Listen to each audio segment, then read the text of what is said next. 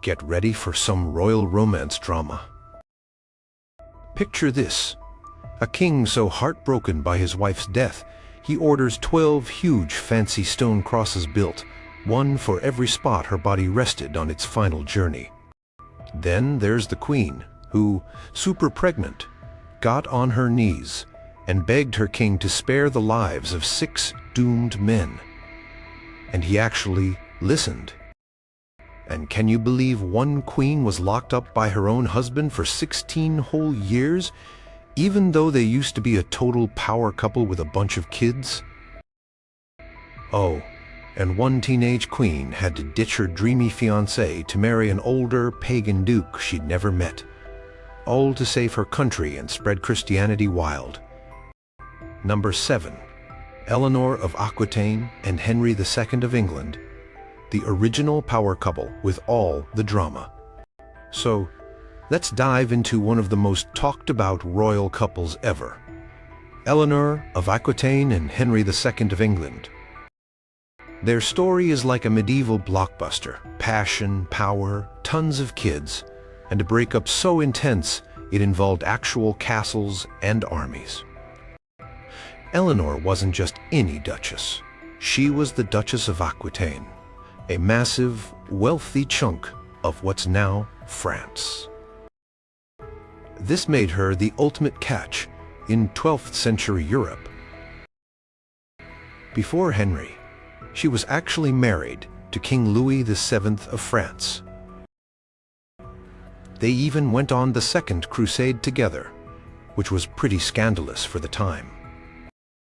But that marriage didn't work out.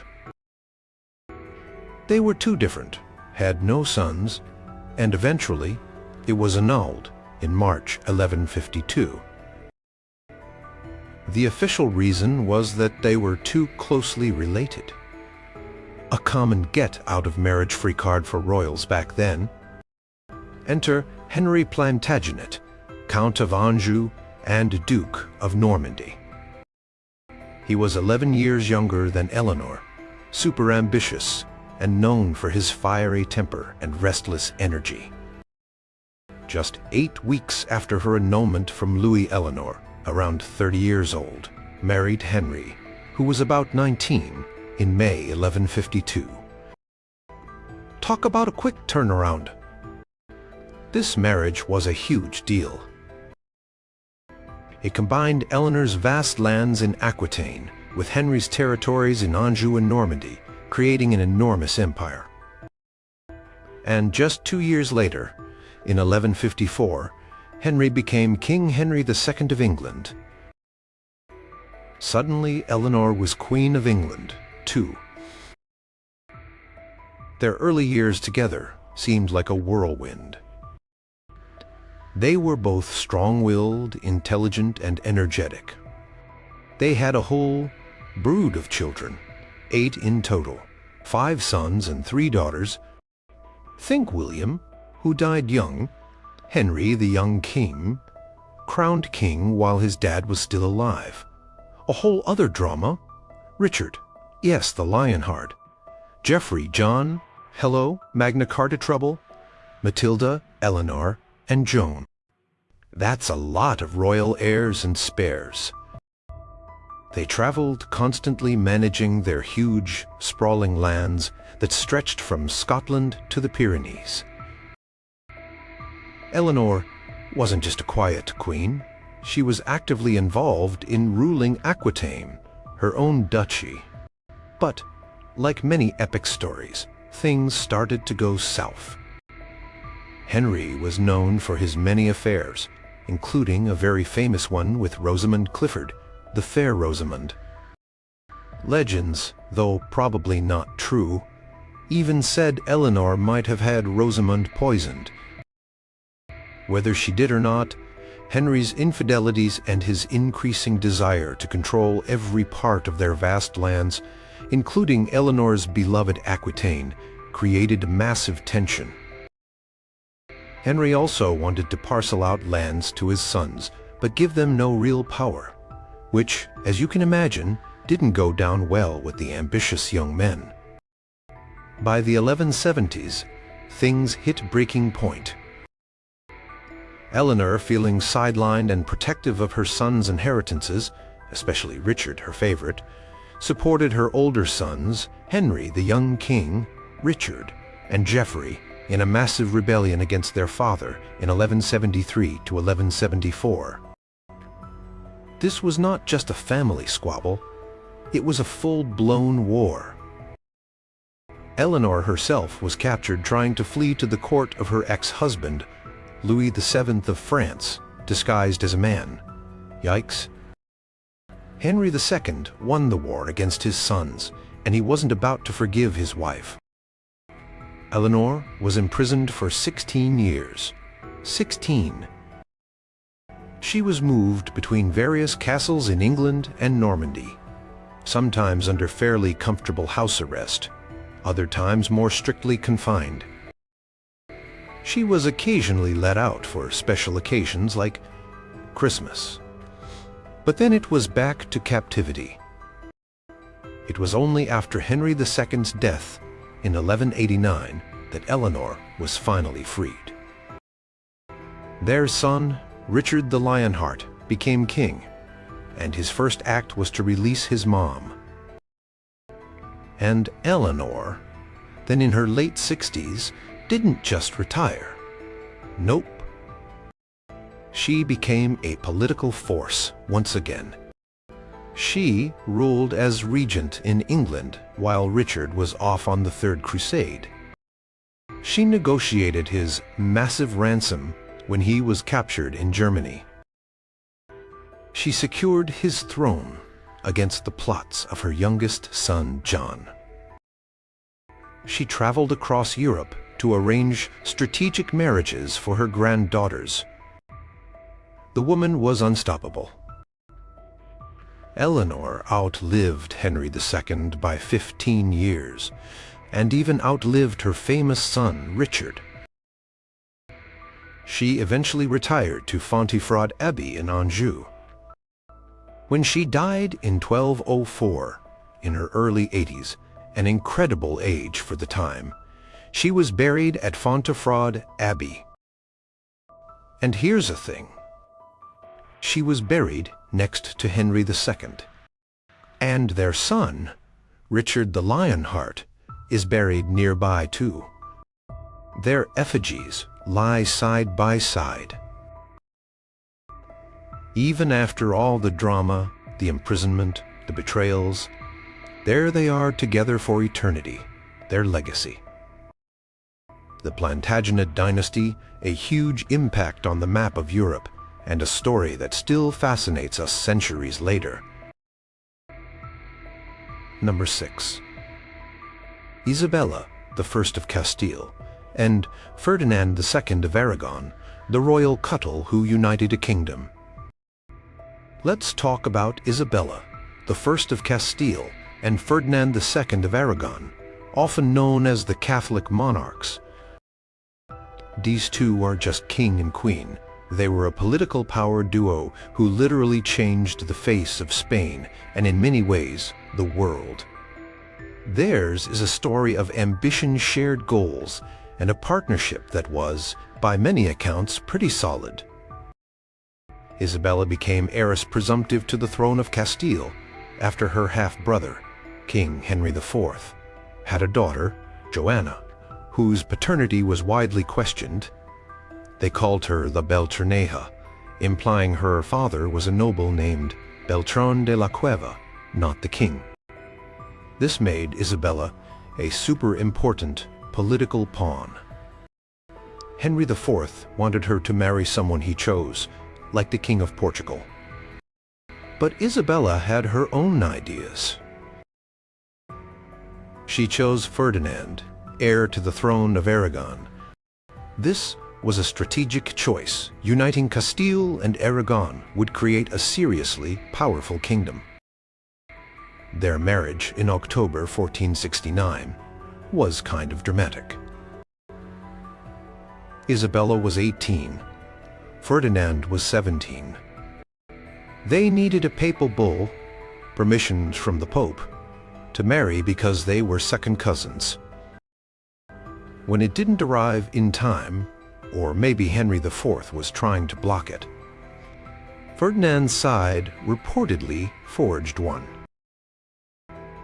Ferdinand even traveled to Castile in disguise as a merchant to meet Isabella Sneaky. When Henry IV found out about their secret marriage, he was furious and named his daughter Joanna as his heir again. This led to war. When Henry IV died in 1474, Isabella immediately proclaimed herself Queen of Castile. But Joanna, backed by Portugal, also claimed the throne. The War of the Castilian Succession lasted for several years. Ferdinand was crucial in this fight. He was a skilled military leader and diplomat. Isabella, too, was no shrinking violet. She was actively involved, even appearing before troops to inspire them. There's a story that during the siege of Granada, Isabella was present at the military camp, showing her commitment.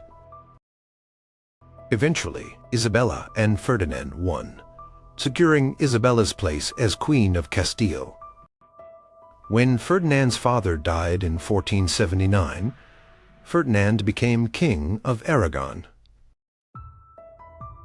So now they ruled their kingdoms side by side. They had a famous motto: Tanto monta, monta tanto, Isabel como Fernando, meaning they amount to the same Isabel as Fernando. This suggested an equal partnership, though in reality Castile was larger and wealthier, so Isabella often held more practical power there. They worked together on big projects. The most famous was the completion of the Reconquista, the centuries-long effort to reclaim Iberia from the Moorish kingdoms. In 1492, they conquered Granada, the last Muslim stronghold. This was a massive event. That same year, 1492, was a busy one for them. They also issued the Alhambra Decree, ordering the expulsion of practicing Jews from Spain, and famously Isabella agreed to fund Christopher Columbus's voyage. While Ferdinand was reportedly more skeptical, Isabella saw the potential. And well, that voyage changed the world, didn't it? They had 5 children who survived to adulthood. Isabella John, their only son, whose early death was a huge blow. Joanna, often called the Mad, who would later inherit their kingdoms. Maria and Catherine of Aragon. Yes, Henry VIII's first wife. They used their children's marriages to forge alliances across Europe, marrying them into the royal families of Portugal, England, and the Habsburgs. What about their personal relationship? Accounts suggest a strong bond of respect and shared purpose.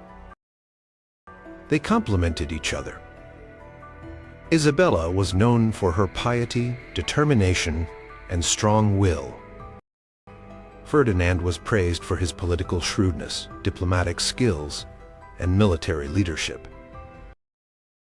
They spent a lot of time together, often traveling across their kingdoms, while Ferdinand, like many kings of the era, had illegitimate children. Their public partnership remained strong. Isabella took her role as queen very seriously.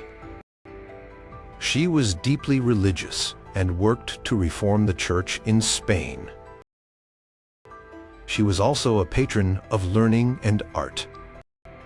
When Isabella died in 1504, her will was very detailed. She named their daughter Joanna as her successor in Castile, but knowing Joanna's fragile mental state and her difficult husband, Philip the Handsome, she made Ferdinand regent of Castile under certain conditions. This showed her trust in him to safeguard their legacy. Ferdinand was reportedly deeply grieved by Isabella's death. He continued to rule Aragon and act as regent in Castile for much of the time until his own death in 1516. He even remarried to Germaine of Foix, partly to try and secure a male heir for Aragon, so it wouldn't be absorbed by the Habsburgs through Joanna, but their only son died young. He was buried next to Isabella in the Royal Chapel of Granada, a mausoleum they themselves had commissioned.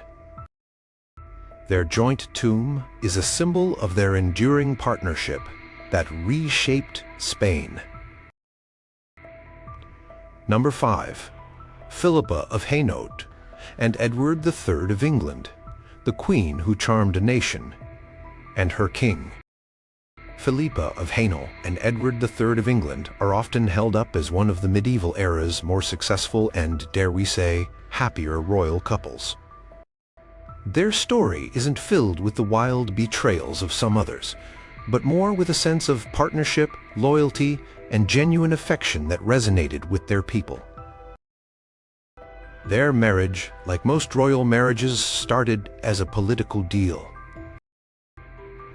Edward III's mother, Isabella of France, who, along with her lover Roger Mortimer, had overthrown her husband Edward II, talk about drama, needed allies. She arranged for young Edward, still a teenager, to marry Philippa, daughter of William, Count of Hainaut, in exchange for Hainaut's support. Philippa was around 14, and Edward was about 15 when they were betrothed. There's a slightly amusing account from Bishop Stapledon, who was sent to check out Philippa before the official betrothal. His initial report wasn't overly flattering about her looks by the standards of the time, but he did note her pleasant demeanor. Regardless, the alliance was key. They married in York Minster in January 1328, not long after Edward III had officially become king, though still under his mother's and Mortimer's control for a couple more years. At first, it was probably a typical arranged marriage between two very young people. But over time, something more seems to have blossomed. Philippa quickly became popular in England. She was seen as kind, compassionate, and dignified. Chroniclers of the time, like Jean Froissart, who was from Hainaut and later served in Philippa's household, so he might be a bit biased, but still painted a very positive picture of her. Edward III, after he seized full power from his mother and Mortimer in 1330, grew into a modic and powerful king, famous for his chivalry and his initiation of the 100 Years' War with France. And Philippa was often by his side, or at least a supportive presence. They had a large family, at least 12 children, including famous sons like Edward the Black Prince, Lionel, Duke of Clarence, John of Gaunt, ancestor of the Lancastrian kings, and Edmund, Duke of York, ancestor of the Yorkist kings. Many of their children survived to adulthood, which was a big deal back then and helped secure the dynasty. One of the most famous stories about Philippa, the one that really cemented her kind-hearted image, is the incident of the burghers of Calais in 1347. Edward III had besieged Calais for nearly a year. When the city finally surrendered, Edward was furious at their long resistance and, according to Froissart's account, demanded that 6 prominent citizens, the burghers, present themselves to him, barefoot with ropes around their necks ready for execution. He was apparently set on making an example of them. Then Philippa, who was heavily pregnant at the time, supposedly threw herself at Edward's feet, weeping, and begged him to spare the men. Froissart wrote that she said something like, "Ah, my lord, since I crossed the sea in great danger to see you, I have never asked you one favor. Now I humbly ask as a gift, for the Son of the Holy Mary and for the love of me, that you will have mercy on these 6 men." Edward, looking at his beloved wife, was reportedly moved by her plea. He supposedly said, "Ah, lady, I wish you had been elsewhere than here. You have entreated in such a manner that I cannot refuse you." And so, the burghers were spared. Whether it happened exactly like that or not, the story became legendary and showed Philippa in an incredibly favorable light, compassionate and influential with her powerful husband. Philippa was also a patron of learning and trade. She supported scholars and encouraged the wool trade, which was vital to England's economy. She wasn't usually directly involved in politics in a confrontational way, but her quiet influence and popularity were assets to Edward's reign. Their marriage lasted for over 40 years. In her later years, Philippa suffered from ill health, possibly dropsy. She died in August 1369 at Windsor Castle. Edward III was said to be deeply affected by her death. Froissart describes Edward holding her hand as she passed, and her asking him to fulfill her charitable bequests and to eventually be buried beside her in Westminster Abbey. Edward reportedly promised, with tears, to do so. After Philippa's death, Edward III's reign went into a bit of a decline. He became increasingly reliant on his controversial mistress, Alice Perrers, and his health failed. But his grief for Philippa was noted by contemporaries. He did ensure she was buried with great honor in Westminster Abbey, and he commissioned a beautiful effigy for her tomb. When Edward himself died in 1377, he was buried beside her, as she had wished. Their joint presence there speaks to a long, and by many accounts devoted partnership. Number 4. Eleanor of Castile and Edward I of England. His love was literally set in stone.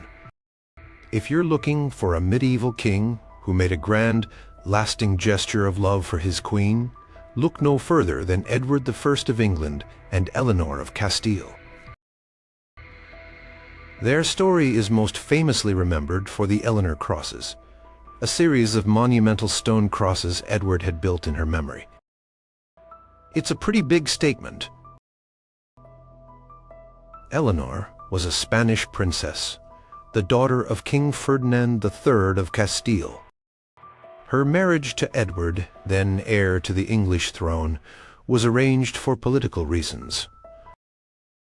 England and Castile wanted an alliance, and part of the deal involved settling disputes over Gascony, an English territory in France that Castile also had claims on.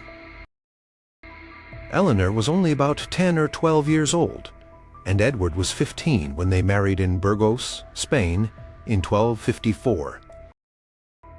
After the wedding, Edward's father, Henry III, granted him Gascony, and it said Ferdinand III knighted Edward. Because she was so young, Eleanor didn't immediately step into a public role. For the first few years, they spent time in Gascony. It was a politically turbulent time in England, with barons rebelling against Henry III. Edward was deeply involved in these conflicts, sometimes siding with his father, sometimes with reformers. Eleanor was by his side through much of this. One of the most enduring, though possibly romanticized, stories about them comes from when Edward went on the 8th Crusade in 1270. Eleanor, incredibly, went with him. This was a dangerous undertaking. While they were in Acre, in modern-day Israel, Edward was attacked by an assassin with a poisoned dagger in 1272. Legend has it that Eleanor saved his life by sucking the poison from the wound. Now, historians debate whether this actually happened as described. Some contemporary accounts don't mention it, and it sounds a bit like a later romantic embellishment. But the fact that the story exists and was widely believed for centuries tells you something about the perception of her devotion to him. While they were on their way back from the crusade, they learned that Edward's father, Henry III, had died, making Edward the new King of England. They didn't rush back, though, taking a leisurely route through Italy and France, being celebrated along the way. They were finally crowned in Westminster Abbey in August 1274. As Queen Eleanor was known for her intelligence, her piety, and her business acumen. She was a patron of literature and had her own scriptorium, a place for writing and copying manuscripts. She was also quite involved in acquiring property, building up a portfolio of lands across England. This sometimes made her unpopular with those who felt she was being too grasping or that her agents were too harsh. But it also shows she was an active and capable manager of her own affairs. They had a lot of children, perhaps as many as 16. Though many died young, which was heartbreakingly common.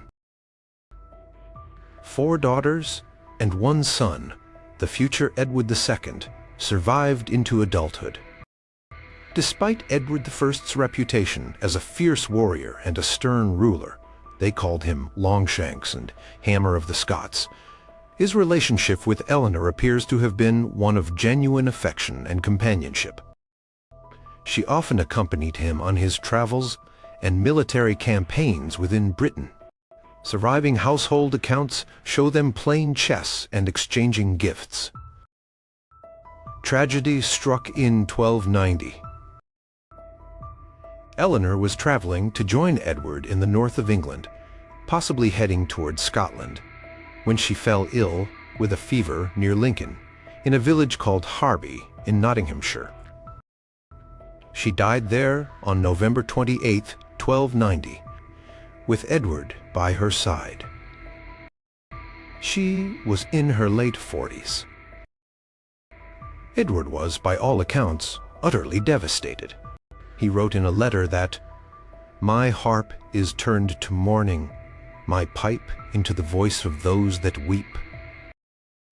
He ordered a magnificent funeral procession to take her body from Lincoln to Westminster Abbey for burial. And here's the extraordinary part.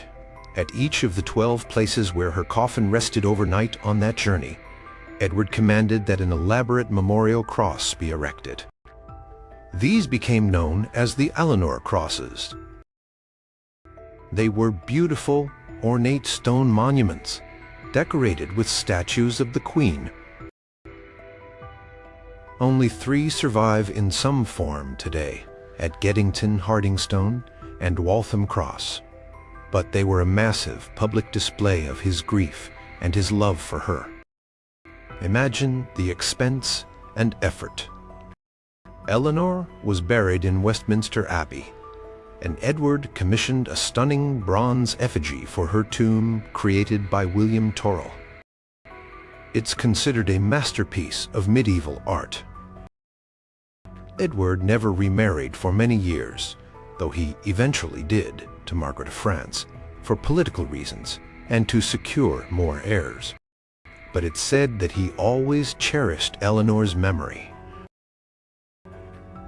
The Eleanor crosses stand even in their ruined state as a powerful physical testament to a king's love for his queen. Number 3. Jadwiga of Poland and Ladislaw. I Jagiełło, the teenage queen, who made a huge sacrifice. This story is a bit different. It's about a young queen, a big sacrifice, and a marriage that wasn't initially a love match, but grew into a partnership that literally changed the course of Eastern European history. Meet Jadwiga of Poland and Ladislaw, I Jagiełło of Lithuania. Jadwiga, sometimes called Hedwig, was born in 1373 or 1374, the youngest daughter of Louis I, King of Hungary and Poland. When Louis died, in 1382 without any sons. Things got complicated. The Polish nobles didn't want to continue a personal union with Hungary under Jadwiga's older sister Maria and her husband Sigismund of Luxembourg. So they chose young Jadwiga to be their monarch. Get this, she was crowned King of Poland in 1384, not Queen. This emphasized that she was ruler in her own right, not just a king's wife. She was only about 10 or 11 years old. Now, Jadwiga was already betrothed. Since childhood, she'd been promised to William of Habsburg, a handsome young Austrian duke. By all accounts, this was a genuine, youthful affection. William even came to Poland in 1385, hoping to consummate the marriage and rule with Jadwiga. Some stories say they were deeply fond of each other. But the Polish nobles had other plans, big plans. They saw a massive opportunity to the northeast, the Grand Duchy of Lithuania. Lithuania was huge, one of the last pagan states in Europe, and often in conflict with Poland, especially over border territories, and also with the Teutonic Knights. The nobles proposed that Jadwiga marry Jogaila, later Władysław I Jagiełło, the Grand Duke of Lithuania. The deal was, Jogaila and all of Lithuania would convert to Christianity. Lithuania and Poland would be united by the marriage, the Union of Crowell, 1385, and together they'd be a powerful force against the Teutonic Knights and other threats. This was a huge ask for Jadwiga. She was a devout Christian, probably still in her very early teens. Jogaila was much older, estimates vary, but perhaps in his 30s or even older, a pagan, though he promised to convert, and from a culture seen as barbaric by some. And she was already emotionally committed to William. Legend has it that Jadwiga was heartbroken. There's a famous story that she even tried to chop down the gate of Wawel Castle with an axe to escape and be with William, but was persuaded to stay by a wise advisor. Whether that dramatic detail is true, she was definitely in a tough spot. Ultimately, Jadwiga agreed to the marriage with Jogaila. She was persuaded that it was her duty for the good of Poland and for the Christianization of Lithuania. This was an immense personal sacrifice. Imagine being that young and having the fate of nations resting on your decision. Jogaila was baptized, taking the Christian name Władysław, in February 1386, and just a few days later he married Jadwiga. He was then crowned King of Poland, ruling alongside her. She was about 12 or 13. He was significantly older. So, what was their marriage like? It started as purely political.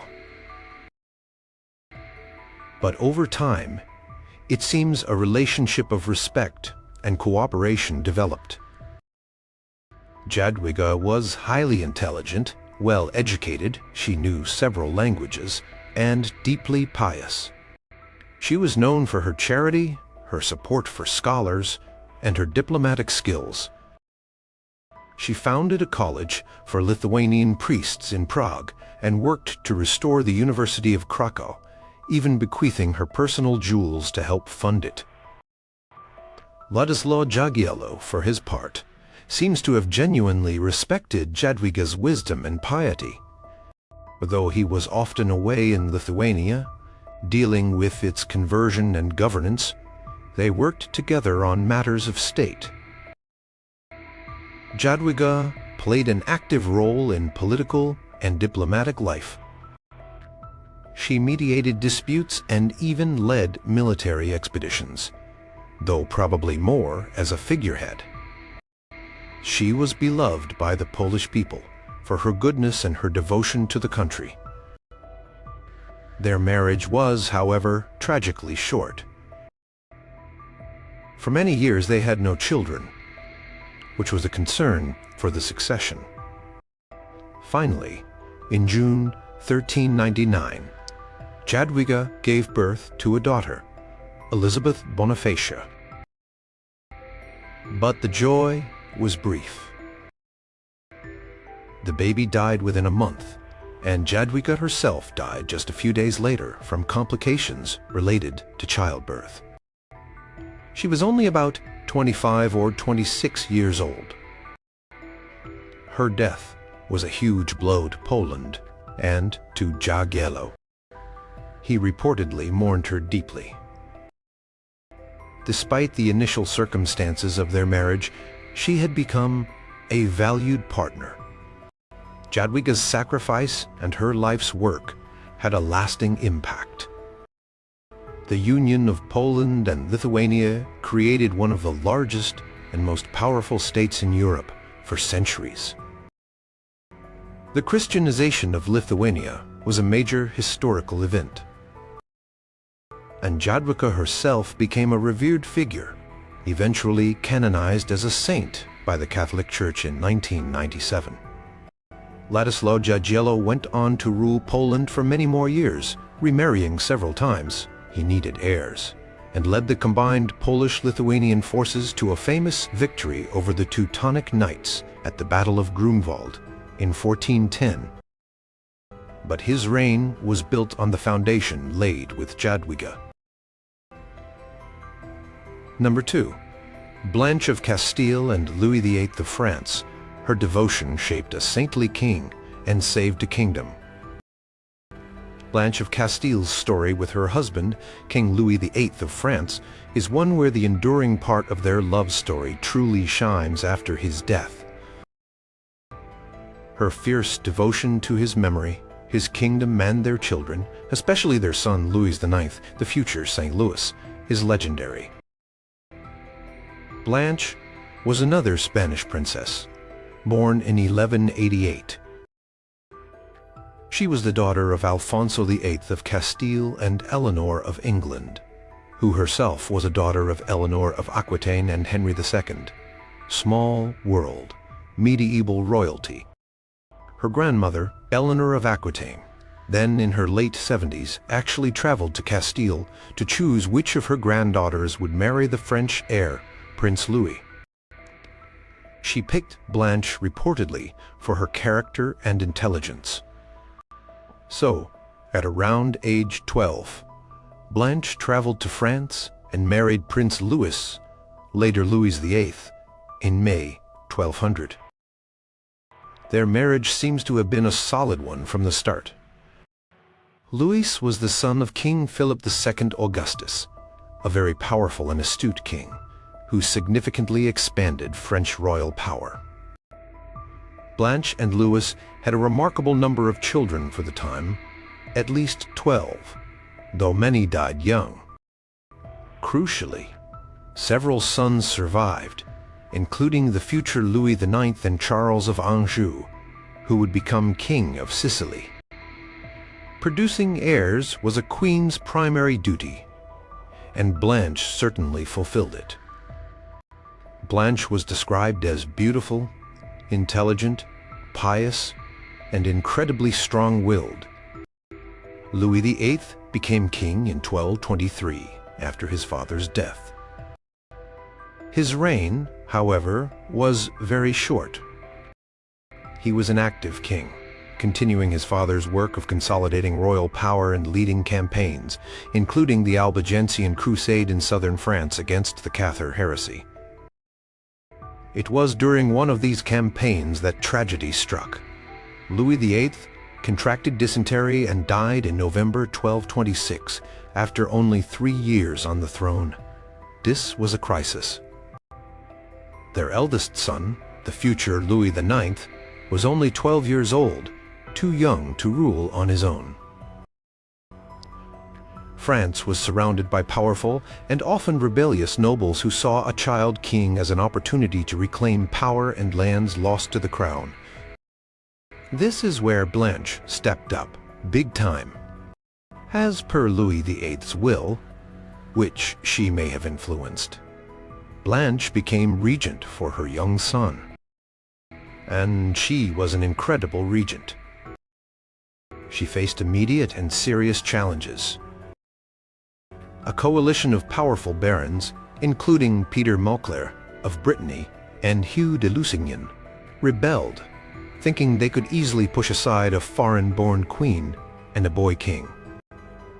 They underestimated Blanche. Blanche acted with speed, determination, and political skill. She had young Louis IX swiftly crowned at Reims to solidify his legitimacy.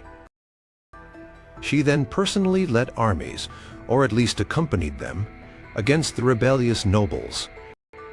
She used diplomacy, forged alliances, and was not afraid to use force when necessary. There are stories of her courage and conviction, facing down threats and inspiring loyalty. She managed to break up the coalitions against her, one by one. It took several years of constant vigilance and maneuvering, but she successfully navigated these treacherous waters and preserved the kingdom for her son. Her devotion was twofold: to her late husband's legacy and to her son Louis IX. She took the upbringing of Louis IX incredibly seriously. She ensured he had a strong religious education and instilled in him a deep sense of justice and duty. Her influence on him was profound and lasted throughout his life. It's widely believed that her guidance shaped him into the king who would later be canonized as St. Louis, renowned for his piety, his justice. He famously held court under an oak tree at Vincennes, and his crusading zeal. Even when Louis IX officially came of age in 1234 and married Margaret of Provence, Blanche remained a hugely influential figure. Some historians say she was a bit of an overbearing mother-in-law and tried to keep Louis and Margaret apart as much as possible, perhaps fearing Margaret would usurp her influence over her son. But her political counsel was still valued by Louis. When Louis IX went on his first crusade, the Seventh Crusade, in 1248, he left Blanche as regent of France once again, even though she was then around 60 years old. That's how much he trusted her. She ruled capably again during his absence, but the news of his capture in Egypt in 1250 was a devastating blow to her. She worked tirelessly to raise the ransom for his release. Blanche of Castile died in Paris in November 1252, while Louis IX was still away on crusade. When Louis heard the news of his mother's death, he was reportedly overcome with grief and wept for 2 days, unwilling to speak to anyone. Blanche of Castile's story is a testament to a queen's strength and a mother's devotion. While her marriage to Louis VIII was relatively short, her actions after his death ensured their son's reign was secure, and that the Capetian dynasty continued its ascent. Her love for her husband was expressed through her fierce protection of his kingdom and his heir. Number 1. Anne of Brittany and Louis XII of France. Twice a queen, her heart belonged to Brittany, and maybe to Louis too. Anne of Brittany's story is unique. She was the only woman to be crowned Queen of France twice, married to 2 successive French kings. While her first marriage was purely about politics and power, her second, to Louis XII, seems to have had a warmth and partnership that makes it an enduring tale, especially with her fierce dedication to her homeland Brittany woven throughout. Anne was born in 1477, daughter of Francis II, Duke of Brittany. Brittany was a fiercely independent duchy, constantly trying to avoid being swallowed by its much larger neighbor, France. When Anne's father died in 1488, after a lost war against France, young Anne, just 11 years old, became Duchess of Brittany in her own right. This made her a massive political prize, as marrying her meant potentially annexing Brittany to France. What followed was a complex series of political maneuvers and even proxy marriages. Anne was determined to keep Brittany independent. She was briefly married by proxy to Maximilian I of Austria, but this alliance didn't provide enough support against French pressure. The French king, Charles VIII, invaded Brittany. In the end, Anne was compelled to marry Charles VIII in December 1491. She was 14. He was 21. Part of their marriage treaty was a nasty clause. If Charles died without male heirs, Anne had to marry his successor. This was France making sure Brittany wouldn't slip away. Her marriage to Charles VIII wasn't a particularly happy one. They had several children, but all died in infancy, which was a source of great sorrow. Charles was often away at war, like his disastrous Italian campaign. Anne, meanwhile, spent much of her time asserting her rights as Duchess of Brittany, even when Queen of France. Then, in April 1498, something unexpected happened. Charles VIII, still young, died in an accident. He hit his head on a low door lintel at the Château d'Amboise. He left no surviving children. According to that marriage treaty, Anne was now supposed to marry the new King of France. The new king was Louis XII, Charles VIII's cousin. Now Anne was a widow, 21 years old, and back in control of Brittany, at least temporarily. She quickly returned to her duchy and began reasserting its autonomy. Louis XII needed to marry her to secure Brittany for France, and also he apparently wanted to. But there was a problem. Louis XII was already married to Joan of France, daughter of King Louis XI. Joan was known for her piety and physical disabilities, and their marriage had been childless and reportedly unhappy. Louis XII moved swiftly to get an annulment from Joan, a controversial process that involved him claiming the marriage was unconsummated and that he'd been forced into it. The annulment was granted. Joan, in a display of grace, founded an order of nuns and was later canonized. This cleared the way for Louis to marry Anne. Anne, however, was in a much stronger bargaining position this time. She negotiated her marriage contract with Louis XII very carefully. They married in January 1499. Crucially, the terms stated that Brittany would retain its autonomy if they had children.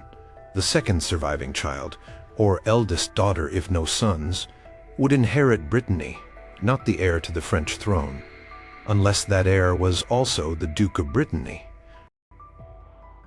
This was Anne fighting for her homeland. Her marriage to Louis XII seems to have been markedly different from her first. Louis was older, 36 to her 22 when they married, and had a reputation for being more considerate. By many accounts, theirs was a relationship of mutual respect and perhaps even affection. Unlike Charles, Louis often involved Anne in political matters and seemed to value her counsel. They had two daughters who survived to adulthood, Claude of France, born 1499, and Renée of France, born 1510. The lack of a son was a dynastic disappointment for Louis, but their daughters were important. Anne remained fiercely protective of Brittany's rights throughout her life. She spent considerable time in her duchy, overseeing its administration. She was a great patron of the arts and music, and her court was known for its culture. She commissioned elaborate tapestries and illuminated manuscripts, including the famous Grands Heures d'Anne de Bretagne. She was also known for her piety and her distinctive emblem, the ermine, a symbol of purity and of Brittany. She established a retinue of young ladies-in-waiting, which became a feature of the French court.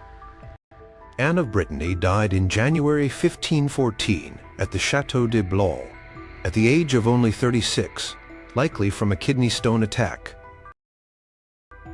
Her death was a cause of great mourning, both in France and especially in Brittany.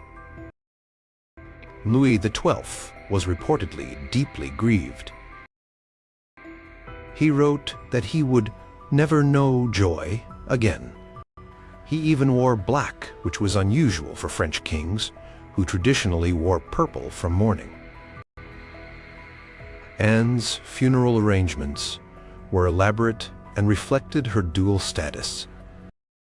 Her body was buried at the Basilica of Saint-Denis, the traditional resting place of French royalty. But, as per her specific instructions in her will, her heart was encased in a magnificent golden reliquary and taken to Nantes in Brittany to be buried in the tomb of her parents in the Carmelite friary. This was a powerful symbolic gesture of her enduring love for and loyalty to her native duchy. The Golden Heart reliquary, inscribed with words of devotion to Brittany, still exists and is a treasured historical picket.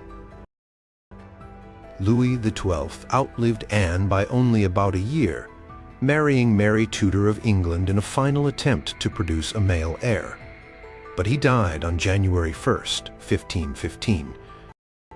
The crown passed to his cousin and son-in-law, Francis I, who had married Anne and Louis's daughter Claude. Eventually, through Claude, Brittany was formally united with France. But Anne's determined efforts had ensured it happened under specific terms, and her legacy as a fiercely proud Breton duchess and a twice-crowned French queen endures